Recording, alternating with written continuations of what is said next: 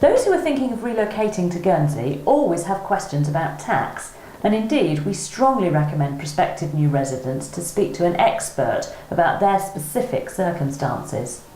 However, there are some questions which come up frequently, so we asked EY's tax director, David White, if he would answer a few of the most common questions for us.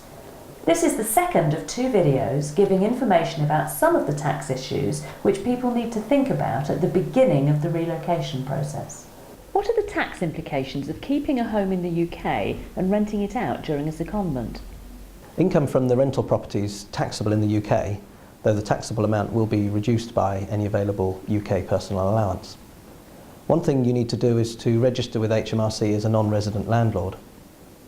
If you don't currently need to file a UK self-assessment tax return, it's likely you will need to register for self-assessment and file a UK tax return including this rental income. You'll need to keep track of income and expenses so that you can prepare your taxable income calculation. And you'll also need to include this income on your Guernsey tax return, but claim a credit for the UK tax paid. What should someone who's considering permanent relocation to the island bear in mind about keeping overseas assets? There are two attractive parts of the Guernsey tax system for those relocating to the island. Firstly, for high net worth individuals, there's a tax cap, the maximum amount of tax that's payable in Guernsey. The tax cap's $220,000 of Guernsey tax, no matter what income you have worldwide. Alternatively, the cap's $110,000 on non-Guernsey sourced income. So if you keep the majority of your income generating assets outside Guernsey and have minimal Guernsey sourced income, this can be attractive. But bear in mind that assets situated in certain other countries may be taxable under the tax rules there, so careful planning is needed. Secondly, Guernsey has a standard charge regime which applies to people who spend enough time in Guernsey to be resident, basically 91 days a year, but who limit their time in Guernsey to 181 days and are present in at least one other country for 91 days. In this case, you only pay Guernsey tax of $27,500 a year and don't pay any further tax on non-Guernsey income. Again, if this applies, it makes sense to retain income-generating assets overseas. What are the tax and residency implications of one partner staying in the country of origin whilst the other works in Guernsey?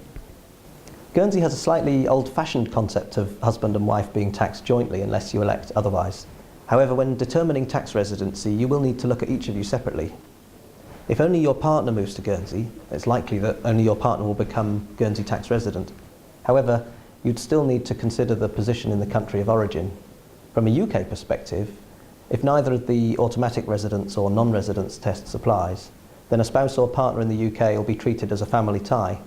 The more ties, the shorter the time that can be spent in the UK without retaining tax residency in the UK. If you've got the situation where one of you is resident and the other not, care is needed in allocating income and ownership of assets between you. A recent change in UK rules around principal private residence relief for UK property means that one partner continuing to live in the UK can be helpful in ensuring that PPR relief remains available in the event of a capital gain on a subsequent sale of the UK house. What would be the tax situation of someone on a commuter assignment who lives and works in Guernsey during the week and returns to the family home in the country of origin at weekends? Again, the key here is tax residency in the home country and a much greater likelihood of being resident in both countries. If you're coming from the UK, you would need to look very carefully at the statutory residence test. In particular, if you're relying on only 30 work days in the UK, watch out for what constitutes a work day.